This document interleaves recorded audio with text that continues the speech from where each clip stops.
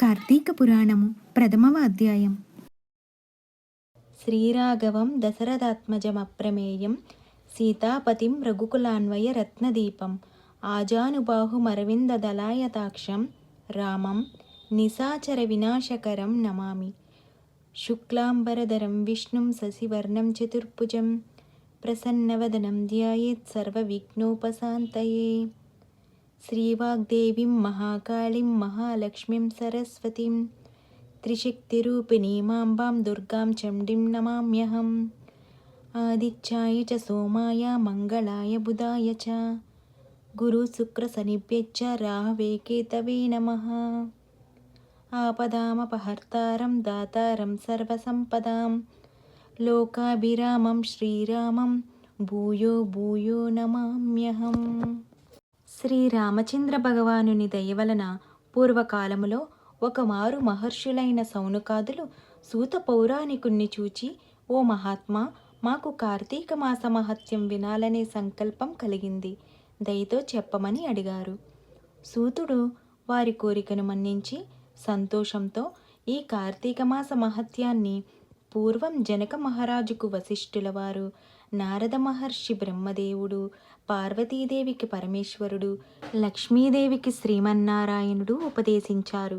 ఈ కార్తీక మాస మహిమ వినడం వల్ల అనేక జన్మల్లో చేసిన పాపాలు కూడా హరించిపోతాయి, జాగ్రత్తగా వినండి అంటూ వ్రత విధానానికి సంబంధించిన కథను చెప్పడం ప్రారంభించారు. ఒకానొకప్పుడు వశిష్ఠ మునీంద్రుల వారు సిద్ధాశ్రమానికి వెళుతూ మార్గంలో విశ్రాంతి తీసుకోవాలనే సంకల్పం కలగడం వల్ల మిథిలా నగరంలో ఆగారు. ఆ మిథిలా నగరాన్ని పరిపాలిస్తున్న జనక మహారాజు తన నగరంలో విడిది చేస్తున్న వశిష్ఠుల వారికి తగిన సత్కారాలు చేసి తన అదృష్టానికి మురిసిపోతూ వశిష్ఠుల వారికి వినయంతో నమస్కరిస్తూ, స్వామి, మీరు రావడం వల్ల నా జన్మ తరించింది. నా పెద్దలందరూ ఎంతో తృప్తిపడి ఉంటారు. గృహస్థులైన వాళ్లకు మీ వంటి మహాపురుషుల దర్శన భాగ్యం లభించడం అరుదుగా కలుగుతుంది. ఎన్నో జన్మల పుణ్యఫలం వల్ల గాని సజ్జన దర్శనం కలగదు. తమ రాక వల్ల నాకెన్నో శుభాలు కలుగుతాయి. తమరు వచ్చిన కారణం చెప్పి నన్ను కృతార్థుణ్ణి చెయ్యండి అని అడిగాడు. జనక మహారాజు చూపించే వినయ విధేయతలకు, ఆప్యాయతకు ఆనందిస్తూ వశిష్ఠుల వారు చిరునవ్వుతో, నాయనా, నీకు మేలు జరుగుతుంది. సిద్ధాశ్రమంలో జరగబోయే యజ్ఞానికి వెళుతున్నాను. నీవు ఆ యజ్ఞానికి కావలసిన వస్తు సామాగ్రి ఇస్తావని ఇటు వచ్చాను అన్నారు. వశిష్ఠుల వారి మాటలు విన్న జనక మహారాజు సంతోషంతో, స్వామి, దానం చెయ్యకుండగా దాచే ధనం నశించిపోతుంది. అందుచేత ధనాన్ని దానం వల్లనే రక్షించుకోవాలి. తమకు కావలసినంత ధనం తీసుకుని వెళ్ళగలరు. మీ ఆజ్ఞ శిరసా వహిస్తాను. తమకు అన్ని ధర్మాలు తెలిసినవే. వినేవాళ్ల పాపాలు పోగొట్టగల మహిమతో కూడిన కథ ఒకటి చెప్పమని కోరుతున్నాను. మాసాలన్నింటిలోనూ కార్తీక మాసం ఎంతో గొప్పదని పెద్దలు చెబుతూ ఉంటే విన్నాను. దానికి ఆ గొప్పతనం ఏ విధంగా కలిగిందో దయతో చెప్పమని కోరుతున్నానని అన్నాడు. జనకుని కోరిక మన్నించి వశిష్ఠ మునీంద్రుల వారు కార్తీక మాసం యొక్క మహిమను చెప్పడం ప్రారంభించారు. జనక మహారాజా, వినేవాళ్ల పాపాలు పటాపంచలై పుణ్యాలు కలిగేటట్లు కార్తీక మహత్యం చెబుతాను, శ్రద్ధగా విను. పూర్వజన్మల్లో చేసుకున్న మంచి వల్ల సత్వశుద్ధి కలుగుతుంది. సూర్యభగవానుడు తులారాశిలో చారసలిపే కాలంలో కార్తీక మాసంలో పరిశుద్ధమైన మనస్సుతో స్నానదానాలు, పితృసార్థం, దేవతార్చన మొదలైన వాటిని చేసిన వాళ్ళు పొందే ఫలాలు అనంతముగా ఉంటాయి. కార్తీక మాసంలో శుద్ధ పాడ్యమి నుంచి గాని, తులారాశిలోనికి సూర్యభగవానుడు ప్రవేశించిన నాటి నుండి గాని కార్తీక వ్రతం ప్రారంభించాలి.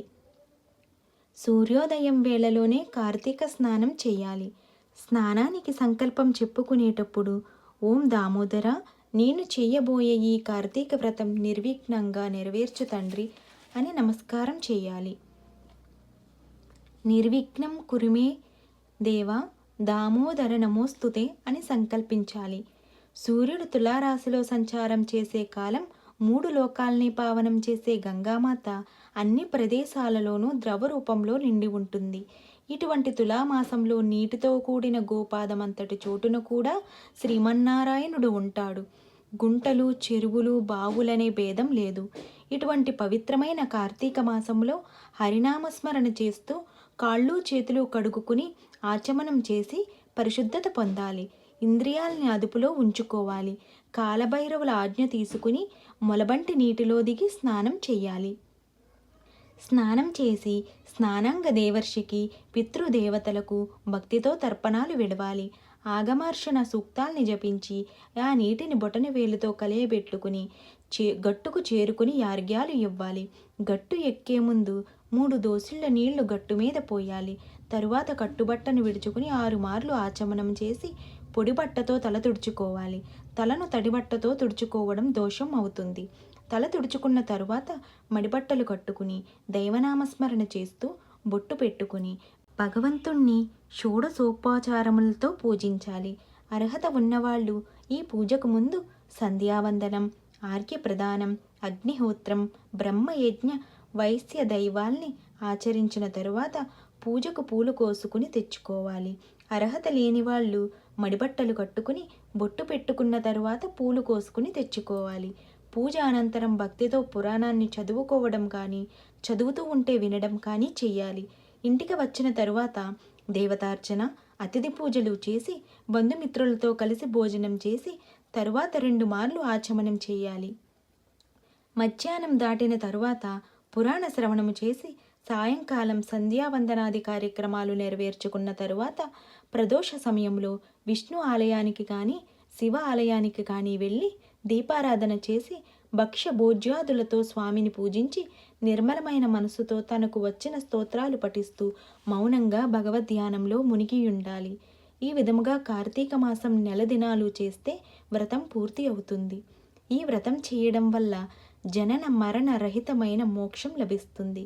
ఈ జన్మలో చేసిన పాపాలు, పూర్వజన్మలో చేసిన పాపాలు కార్తీక వ్రతానుష్ఠానం వలన నశిస్తాయి. బ్రాహ్మణ, క్షత్రియ, వైశ్య, శూద్రులు కానీ, స్త్రీలు కానీ, పురుషులు కానీ కార్తీక వ్రతం చేయడం వల్ల విష్ణు భక్తులు విష్ణులోకాన్ని, శివభక్తులు శివసాయుధ్యాన్ని పొందుతారు. కార్తీక మాసంలో దాన ధర్మాలు చేసేవాళ్ళు ఆ రోజున చేసిన పాపాలన్నీ నశించిపోతాయి.